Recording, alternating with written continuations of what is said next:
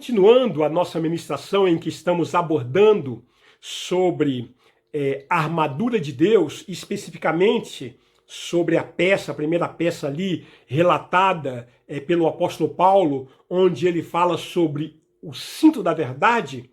Então, dando continuidade, né, ao que nós estávamos falando, nós então estamos abordando essa questão, né? A mentira nunca pode ser o primeiro recurso. O primeiro recurso tem que ser sempre a verdade. Lembro-me do maravilhoso testemunho de um irmão.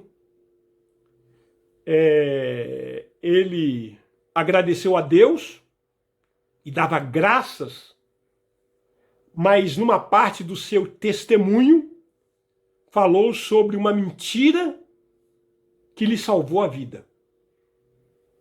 Ele era bandido e em uma perseguição, a polícia, né, estava perseguindo, ele já estava baleado, escondeu-se na casa de um homem que disse a seus perseguidores que ele não estava lá.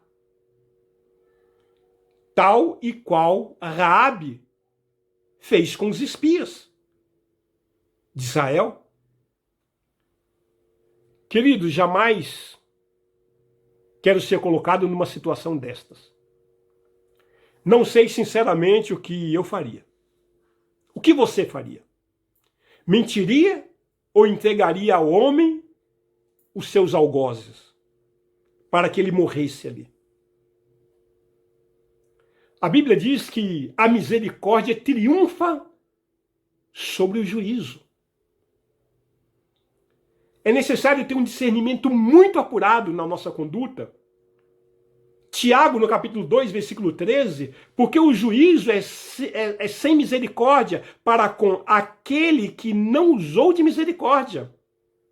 Mas a misericórdia triunfa sobre o juízo.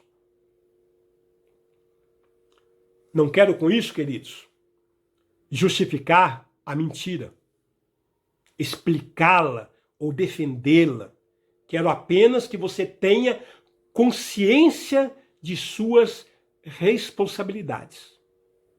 E que Deus, nosso Deus, é o Deus de amor e de misericórdia. Ele trata cada um de acordo com a sua própria situação. Situação concreta, situação peculiar. Ele não faz generalizações injustas. Quem ama e pratica mentira não tem parte no reino de Deus. Biografia de João, capítulo 8, versículo 44. Vós sois do diabo, que é o vosso pai, e quereis satisfazer-lhe os desejos. Ele foi homicida desde o princípio e jamais firmou na verdade, porque nele não há verdade. Quando ele profere mentira, fala do que lhe é próprio, porque é mentiroso e pai da mentira. É o que diz o texto.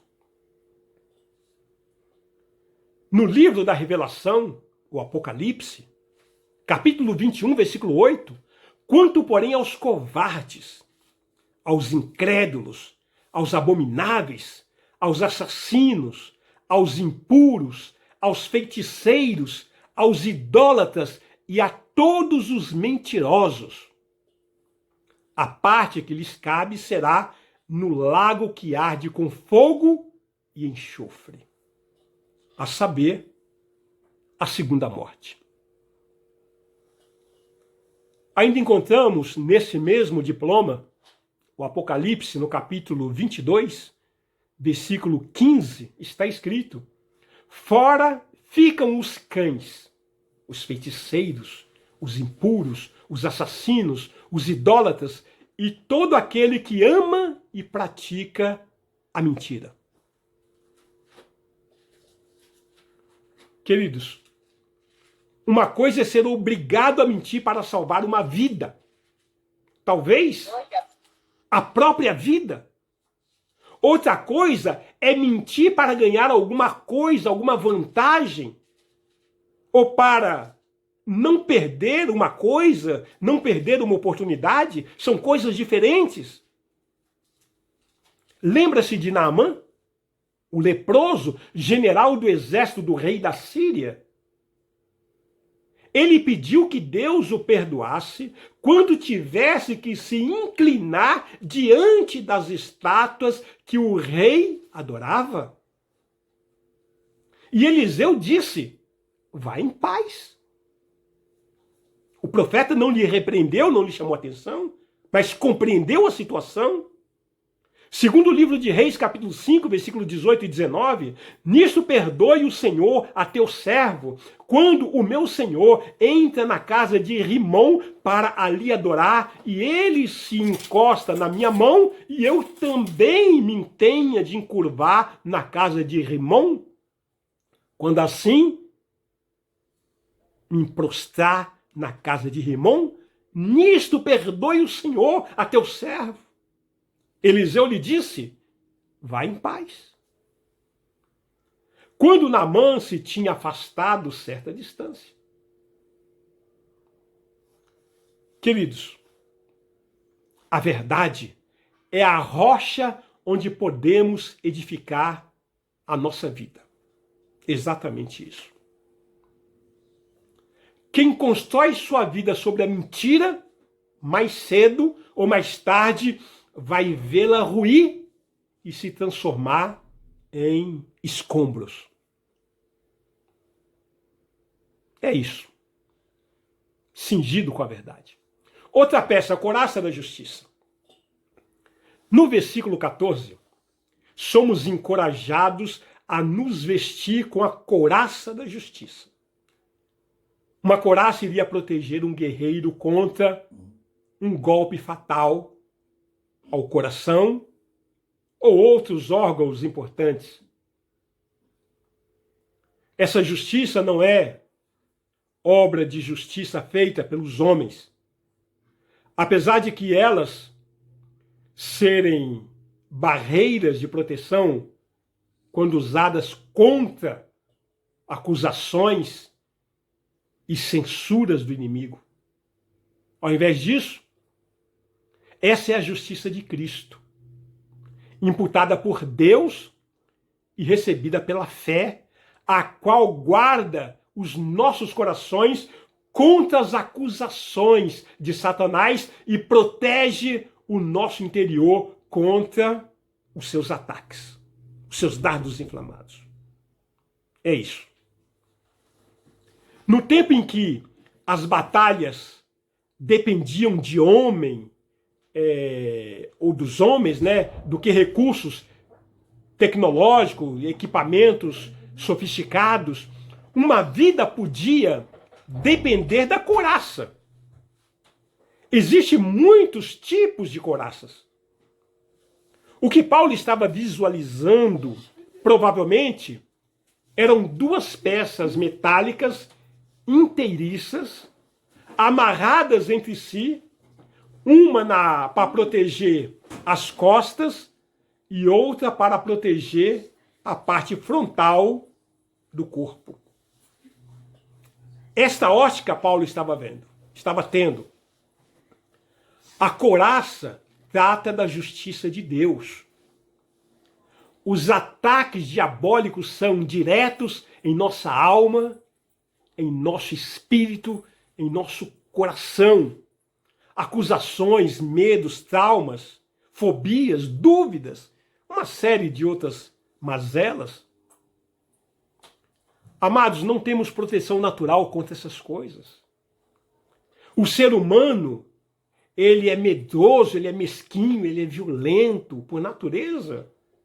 Somente dentro da couraça é que estamos livres desses tipos de ataque. Os ataques, continuarão, mas enquanto estivermos dentro da couraça, não surtirão efeitos. A carta aos Hebreus, no capítulo 2, versículo 14, visto, pois, que os filhos têm participação comum de carne e sangue, destes também ele igualmente participou, para que, por sua morte, destruísse aquele que tem o poder da morte, a saber, o diabo. Queridos, não se engane.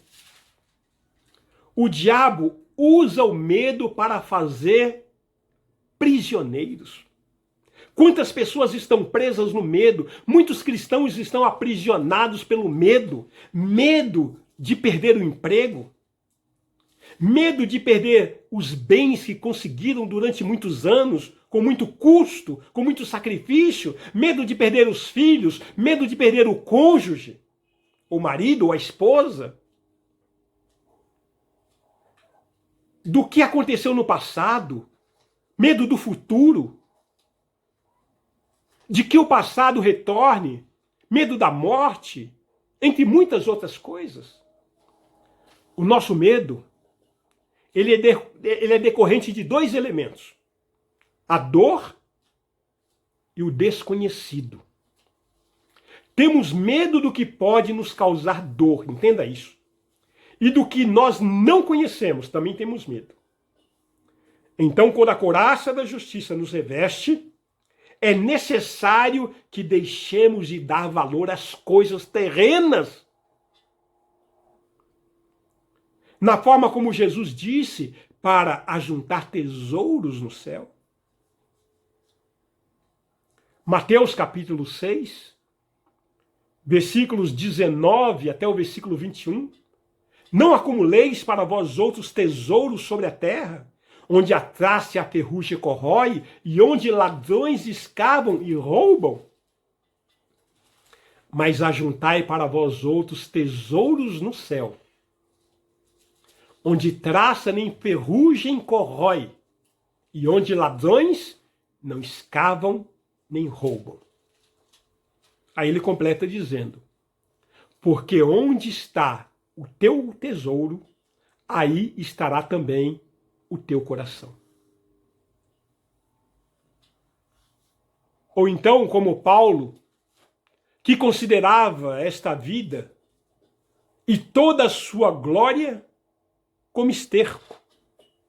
Olha que grande ensinamento nós temos. Filipenses capítulo 3, versículo 7 e versículo 8. Mas o que para mim era lucro, isso considerei perda por causa de Cristo.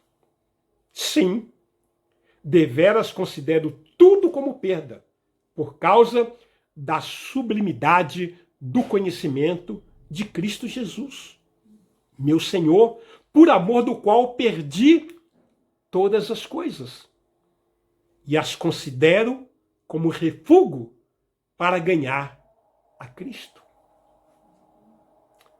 Que maravilhosa essa revelação. E crer que tudo quanto acontece conosco, filhos de Deus, é pela expressa permissão de Deus, Jesus Cristo, nosso Senhor. Romanos capítulo 8, verso 28, sabemos que todas as coisas cooperam para o bem daqueles que amam a Deus, daqueles que são chamados segundo o seu propósito. Todas as coisas cooperam para o bem. Não ande em aflição, não ande em ansiedade, em estresse. O diabo ataca os nossos bens. As pessoas que amamos, a nossa segurança, a nossa saúde e tudo quanto temos. E tanto maior será o resultado positivo, quanto maior for o valor que dermos ao que está nessa terra, nesse mundo. Não valorize essas coisas. Não tenha essas coisas no seu coração, apenas como dádiva de Deus para que você possa viver. Conclusão lógica, quanto menos valor dermos ao mundo e ao que nele está, menor o poder do diabo sobre nós.